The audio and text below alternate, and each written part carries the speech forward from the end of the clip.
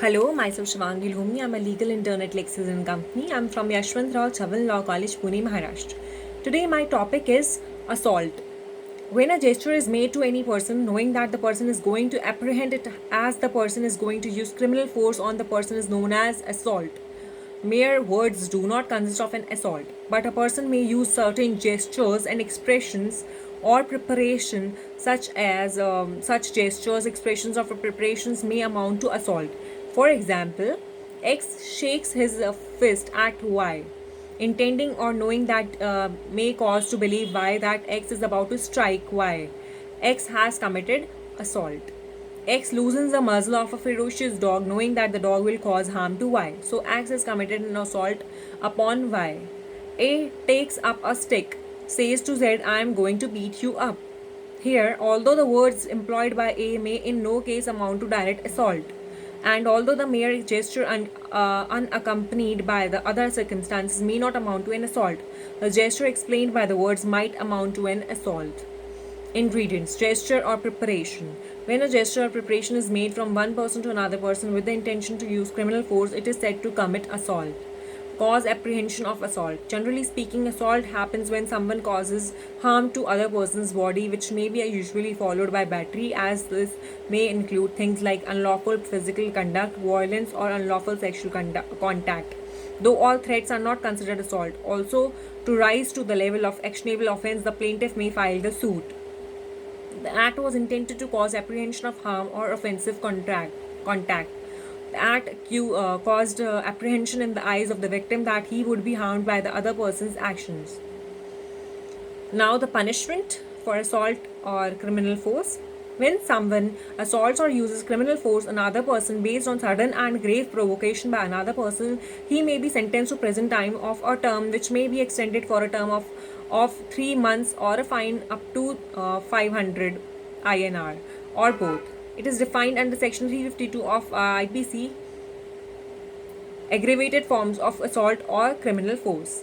Aggravated forms of assault or use of criminal force includes aggravating elements that consist of intention to outrage the modesty of women, and he has the knowledge that will outrage his modesty. It comes under Section 354 of IPC. Assault or criminal force to deter a public servant. Assault or criminal force on another person to discharge him from duty. This comes under Section 353 of IPC. Whoever assaults any public servant when he is in the course of his or her duty or with intent of deterring the person of his duty, the person shall be imprisoned for a term which may extend up to 2 years or fine or both. Assault or criminal force to women to outrage her modesty. A person who assaults another woman intending to outrage her and thus likely to outrage her modesty shall be punishable under this act under Section 354 of IPC.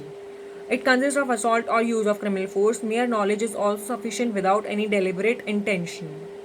Assault or criminal force with intent to disrobe a woman. Any man who assaults or uses criminal force on another woman abets such act with the intention of disrobing or compelling her to be naked shall be punished with the sentence of terms of 3 years minimum, with the sentence also extending to 7 years, and also shall be liable to a fine. This comes under Section 354B of IPC. Assault with intent to dishonor a person.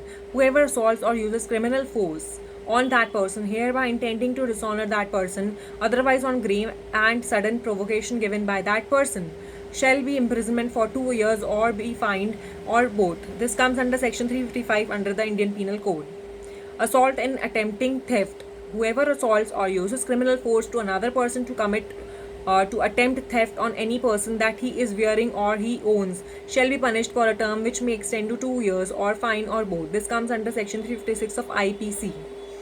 Assault in attempting wrongful confinement. Any person who assaults or uses criminal force on another person with the intention to wrongfully confine another person shall be imprisoned for a period of 1 year or be fined with rupees 1000 or both. This comes under Section 357 of IPC.